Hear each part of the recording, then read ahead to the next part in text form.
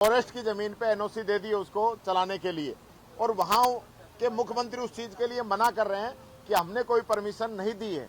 तो ये जो विरोधाभास की स्थिति पैदा हो गई है, इसको भी सरकार क्लियर करे। और दूसरा मैं कहना चाहूंगा, बहुत बुरी स्थिति गाँव के अंदर है, पब्लिक परेशान है। 2-2, 3-3 बजे तक अघोषित बिजली कट चल रहे हैं, लगातार लोगों के फोन आ रहे हैं। गर्भवती महिलाएं, बच्चे, दिन भर मजदूरी करके शाम को घर पे पहुंचने वाले मजदूर, आम जनता, इंडस्ट्री, सब लोग परेशान हैं और सरकार कोई जवाब नहीं दे रही है। सरकार सिर्फ आज जब क्वेश्चन लगा उसके बाद आंकड़े 19 के बता रहे हैं। अरे हमारे समय में क्या हुआ क्या नहीं हुआ, हमने ऐसी स्थिति 5 साल तक राजस्थान की जनता को नहीं आने दी।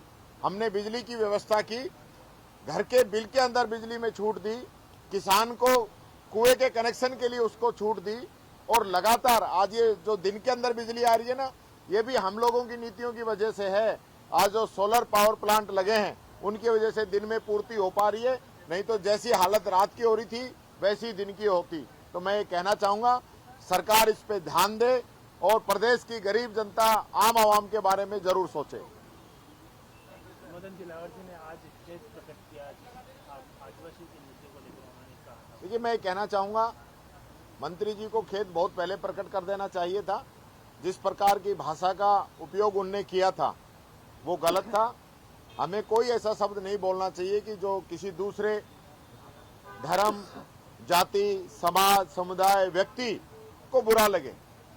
और मंत्री जी ने कहा, माफी मांगी, मैं उनको धन्यवाद देता हूं, क्योंकि माफी मांगने से कोई आदमी छोटा नहीं होता है, ये बड़प्पन ही है। इसके लिए मैं उनको धन्यवाद देता हूं। छात्र संघ चुनाव की मांग लगातार हो रही है, आज लाठीचार्ज भी हुआ है। देखिए, लगातार मैं कहना चाहूंगा, छात्र संघ चुनावों के लिए हमारे साथी विधायक मनीष यादव जी भी मेरे साथ खड़े हैं, इनने भी क्वेश्चन उठाया। हमारे नौजवान जो विधायक हैं वो भी इस बात को उठा रहे हैं। हमारे पूर्व मुख्यमंत्री जी गहलोत साहब, उन्होंने भी इस बात को उठाया है, और मैंने खुद भी इस चीज को उठाया है कि आज जो हमारी युवा पीढ़ी है, आने वाले समय में वो किस प्रकार से सामाजिक जीवन के अंदर जाए, और उसकी एक पहली जो शुरुआत होती है राजनीति की, वो कॉलेज के अंदर होती है। और कॉलेज के अंदर भी आज हमारे लाखों जो विद्यार्थी, युवा साथी पढ़ रहे हैं, उनकी क्या समस्याएं हैं, वो किस प्लेटफॉर्म पर उन चीजों को रख सकते हैं, उनके साथ किसी भी प्रकार का दुर्व्यवहार ना हो, उनकी मांगों को समुचित तरीके से रखा जाए, इसको लेके हमारी सरकार ने चुनाव शुरू कराए थे। लास्ट ईयर में क्योंकि चुनाव थे उस समय, इसलिए 1 साल के लिए हमने स्थगित किए थे। लेकिन अब भारतीय जनता पार्टी, चूंकि लगातार जो चुनाव हो रहे हैं, अभी लोकसभा के अंदर बुरी तरह हारे हैं, इस डर की वजह से वो कई जगह पंचायत राज के चुनाव नहीं करा रहे, कई जगह नगर पालिकाओं के चुनाव नहीं करा रहे, और इसी डर से ये लोग छात्र संघ के चुनाव भी नहीं करा रहे हैं कि यहाँ पे भी बीजेपी की भद पिटने वाली है। युवा जो हमारे छात्र हैं उनको ध्यान में रखते हुए मैं पुरजोर तरीके से सरकार से मांग रखता हूं कि छात्र संघ चुनाव की तिथि जल्द से जल्द घोषित करें। साहब, एक मामला उठा है मोहना मंडी को लेकर के, इसमें ये कहा गया है कि कांग्रेस के कुछ नेताओं ने प्रतिक्रिया दिया, मैं नाम भी रखूंगा, ऐसा उन्होंने कहा। देखिए, नाम तो आप रख नहीं सकते जब तक कोई मामला उजागर नहीं हो, लेकिन मैं कहना चाहूंगा, जो आवाज माननीय विधायक महोदय ने उठाई है उस पर मंत्री जी ने पूरी जांच कराने का आश्वासन दिया है। जांच आ जाए उसके बाद बात करेंगे।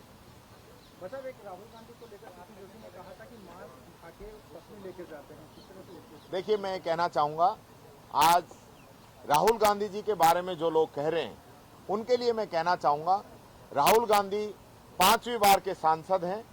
राहुल गांधी दुनिया के अंदर सबसे लंबी पैदल यात्रा, भारत जोड़ो यात्रा करने वाले व्यक्ति हैं।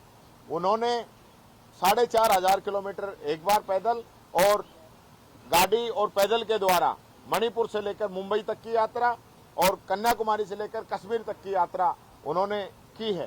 वो उस परिवार से आते हैं जिसकी एक शहादत इस देश के लिए उस परिवार ने दी है। श्रीमती सोनिया गांधी जी ने इस देश की रीति नीति को अपनाया और प्रधानमंत्री पद तक उन्होंने ठुकराया। राजीव गांधी जी देश के लिए शहीद हो गए, देश को एक रखने के लिए उनको बम से उड़ा दिया गया। महात्मा गांधी जी को गोली मार दी गई। पंडित जवाहरलाल नेहरू ने अपने जीवन की सारी जो कमाई उस समय आजादी के समय उन्होंने देश को दान की। इंदिरा गांधी जी आतंकवाद को खत्म करने के लिए देश के लिए कुर्बान हो गई, मर मिट गई। आज गांधी नेहरू परिवार की जो पीढ़ी है, राहुल गांधी, उसको लेकर इन लोगों के दिल के अंदर डर है, भय है। वो निडर आदमी है, उसकी इन लोगों ने लोकसभा की सदस्यता खत्म की, वापिस आया। उस व्यक्ति को इन्होंने जो नहीं कहना चाहा था वो कहा, उसके बावजूद वो व्यक्ति टिका रहा। और आज भी कितने सारे इन लोगों ने षड्यंत्र रचे, हमारे खाते सीज किए कांग्रेस पार्टी के, हमारे नेताओं को ईडी, इनकम टैक्स, सीबीआई के डर से डराया गया।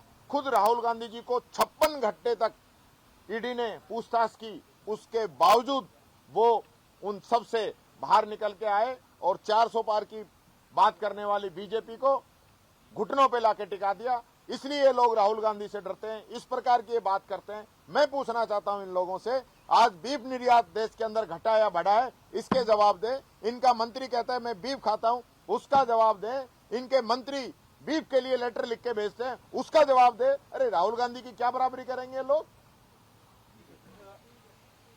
प्रदेश अध्यक्ष हैं बीजेपी के, उन्होंने कल कार्यसमिति की दौसा में वहां कहा, संबोधित करते कि एक नेता जो बीफ खाते हैं वो सदन में उसी का जवाब दिया है, उसी का जवाब दिया है, उसी का जवाब दिया है, मैंने उसी का जवाब दिया है। धन्यवाद सर। Okay sir.